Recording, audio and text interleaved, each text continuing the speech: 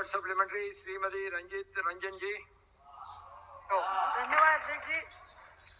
Sir, मैं आपके माध्यम से मंत्री साहब से पूछना चाहती हूँ कि जो प्रधानमंत्री सुरक्षित मातृत्व अभियान है, ये सेविका सहायिका, आंगनबाड़ी, आशा और गायनोलॉजिस्ट डॉक्टर, ये 3 लोगों की अति आवश्यकता है। अभी मैडम सोनिया गांधी जी ने 0 आवर में आंगनबाड़ी की सेविका सहायिका की बात की।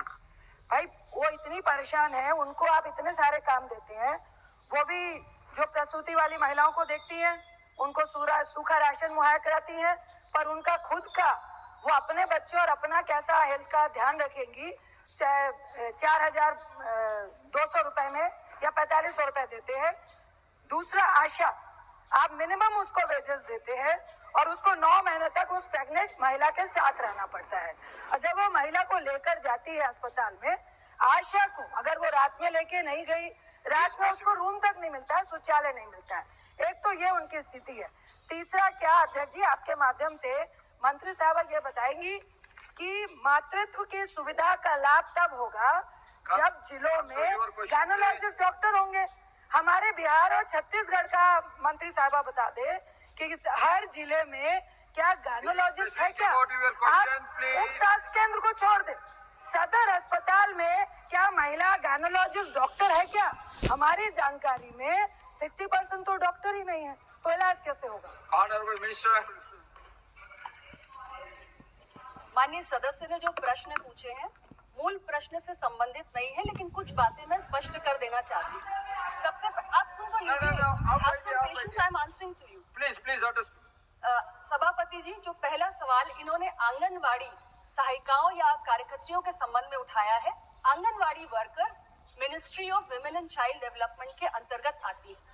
दूसरी बात, हमारी जो आंगनवाड़ी कार्यकर्तियां हैं, उनको हमने आयुष्मान भारत प्रधानमंत्री जन आरोग्य योजना के दायरे में लाकर उनके भी स्वास्थ्य और सेहत की चिंता की है, तो नरेंद्र मोदी सरकार ने की है। दूसरी बात रही आशा की। आशा को हम फाइनेंशियली इंसेंटिवाइज करते हैं सर। कोई भी ऐसी महिला, जिसको गर्भवती महिला, जिसको स्पेशलिस्ट कंसल्टेशन के लिए लेके जाना है, हम आशा को हर विजिट के लिए महिलाओं को मोबिलाइज करा के फैसिलिटी तक ले जाने के लिए उसे फाइनेंशियल इंसेंटिव देते हैं। आशाओं के भी सेहत का हमने ख्याल रखा है। प्रधानमंत्री जन आरोग्य योजना के तहत उनके भी स्वास्थ्य की चिंता हमने की है। तीसरा सवाल जो आपने पूछा कि हमारे राज्यों के अंदर गायनेकोलॉजिस्ट की कमी है, मैं इस संदर्भ में इतना कहना चाहती हूँ अध्यक्ष महोदय, नेशनल हेल्थ मिशन के तहत अभी माननीय नड्डा साहब भी कह रहे थे कि हम राज्यों को टेक्निकल और फाइनेंशियल सपोर्ट देते हैं, और राज्यों में एचआर की भर्ती के लिए भारत सरकार की तरफ से कहीं कोई कमी नहीं है। हम राज्यों को वित्तीय सहायता देते हैं, यहाँ तक कि स्पेशलिस्ट के लिए हमने यू कोट वी पे जैसे प्रावधान को भी सम्मिलित किया है।